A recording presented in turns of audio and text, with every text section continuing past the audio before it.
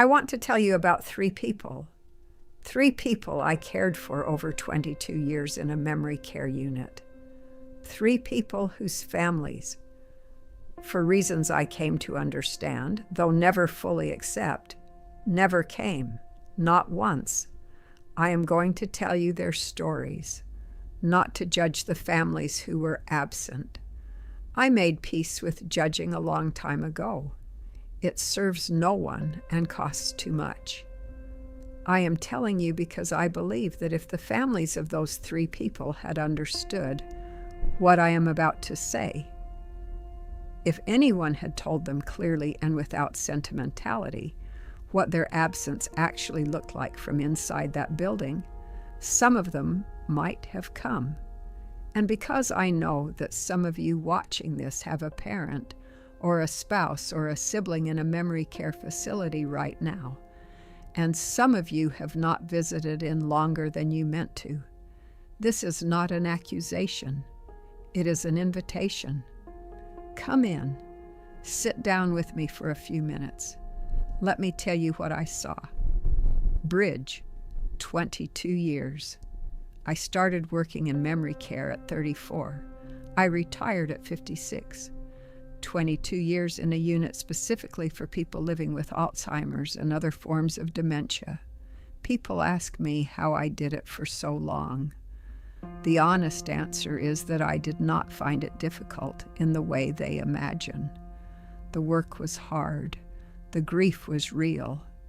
But the people I cared for were, even in their diminishment, even in the stages when language was gone and recognition was gone, unmistakably themselves in ways I could learn to see if I looked carefully enough.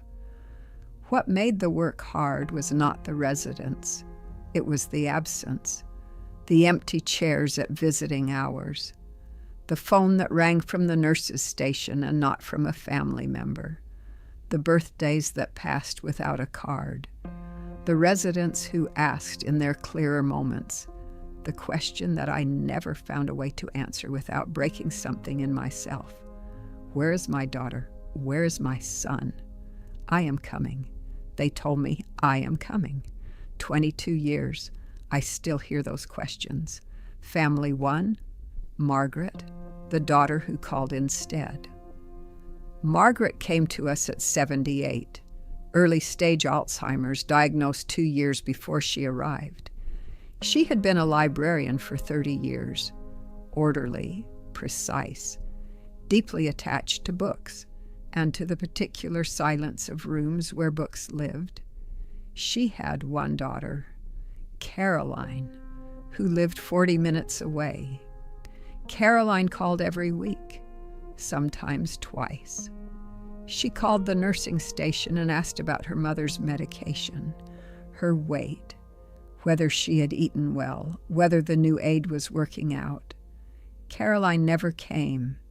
In the first year, she had reasons. Work was demanding. Her own health had issues. The drive was difficult. There was always something.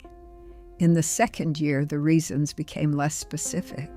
She would call and ask how her mother was, and I would tell her, and she would say, "Good, good, that's good. I'll try to get there soon." In the third year, Margaret stopped asking for Caroline by name, not because she had forgotten her.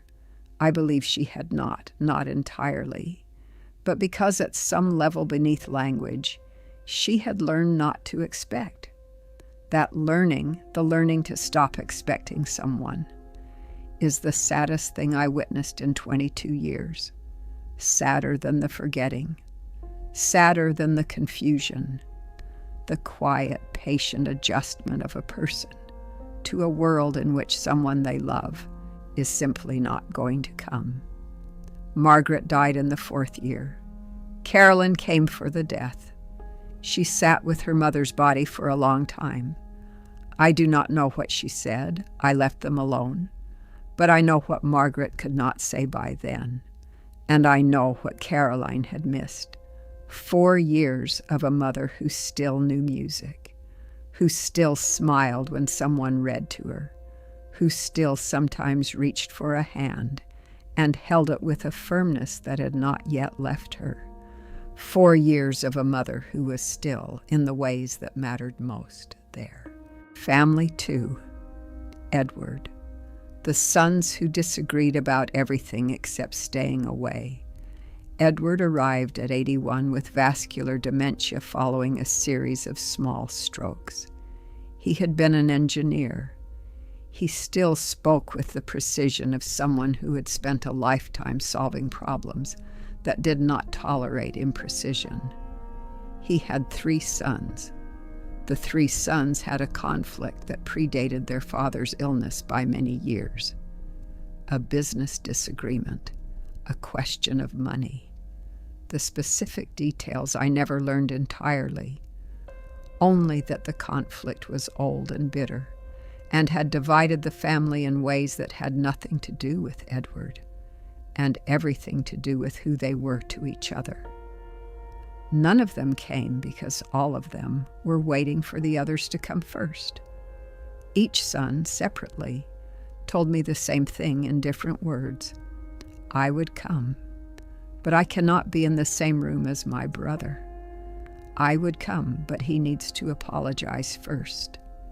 I would come when things are resolved. Things were never resolved. Edward asked about his sons regularly in the first year. He would tell me about them. David, who was the eldest and too serious. Robert, who made him laugh. The youngest, whose name I will not use here because he is still living. He told me once, with the direct clarity, that vascular dementia sometimes produces instead of taking away. My sons are fighting about something they will not remember when I am gone. I said, do you want me to call them? He said, they know where I am. That was the last time he mentioned them. Edward died in the 3rd year. The 3 sons came for the funeral and stood on separate sides of the room. I wanted to say something to them. I did not. There was nothing I could say that would return the 3 years. But I have thought often about what Edward said.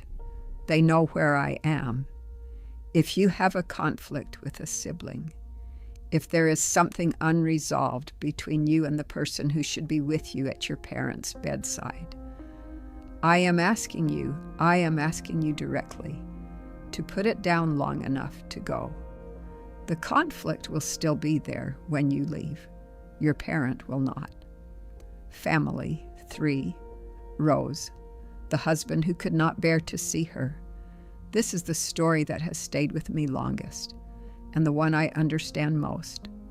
Rose came to us at 76, Alzheimer's progressing quickly.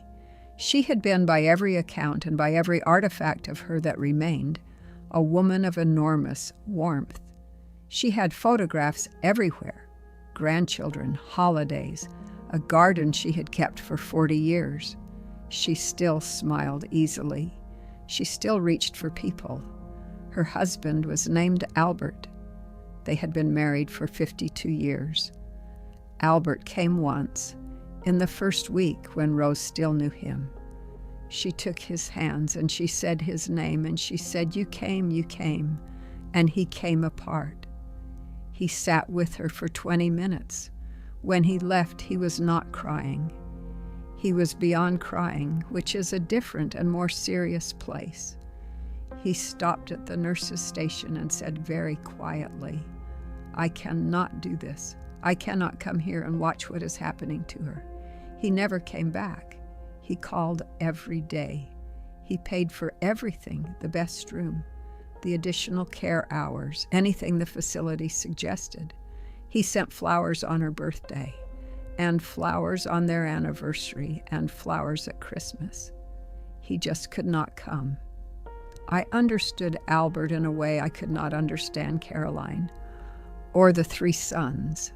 His absence was not negligence or conflict or avoidance of difficulty.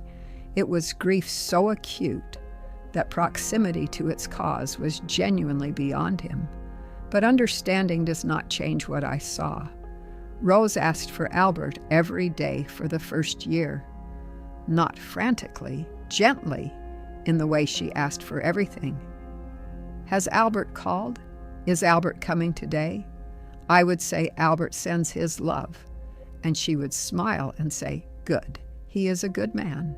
She never stopped believing he was coming. Albert came for her death. He held her hand for 6 hours. He did not leave until she was gone.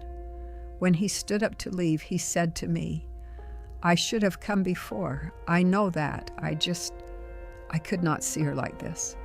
I said, she asked for you every day. He closed his eyes. I've never told anyone what happened next. He stood there for a long time. And then he said, did she know I loved her? I said, she never once doubted it. That was true, and I was glad it was true. And I was heartbroken that it was not enough. I have told you 3 stories, 3 families, 3 different reasons for the absence: avoidance of difficulty, unresolved conflict, grief that made presence impossible. None of these are monstrous. All of them are human. I have been carrying these stories for years without judgment, because judgment serves no one who is not in the room, and I was always in the room. But I want to tell you what the absence looked like from inside that room, because I think some people do not know. I think some people imagine that a person with dementia does not register the absence, that the disease has created a merciful distance between the person and the pain of not being visited. This is not true, or it is not consistently true.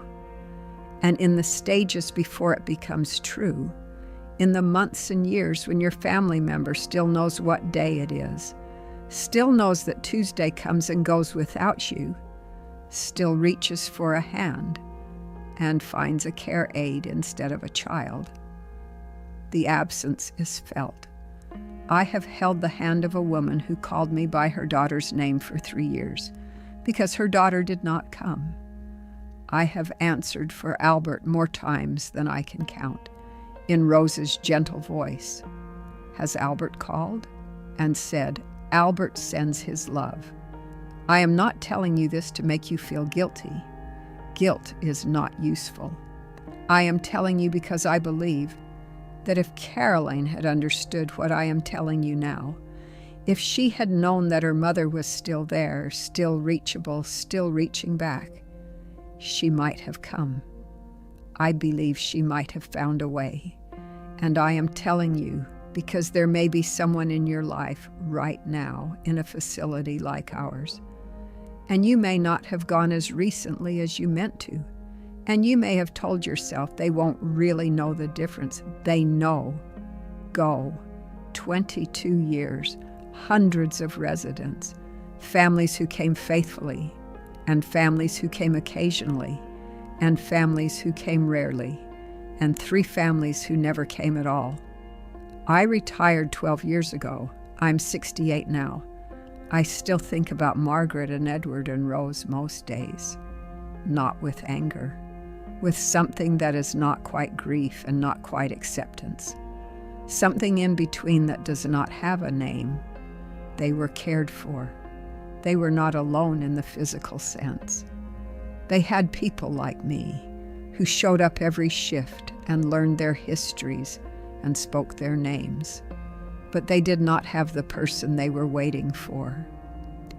If you are that person for someone, if there is someone in a facility somewhere who knows your name, who asks the nurse whether you called, who still lights up at the sound of a familiar voice, I want to ask you something, not what is keeping you away. I am not interested in reasons. I want to ask, what would it mean to them if you came? Rose never stopped believing Albert was a good man. She was right. He was a good man who could not bear to see what was happening to her. Being a good person and not going are not mutually exclusive, I know that. But going is better. Go. I'll see you in the next one.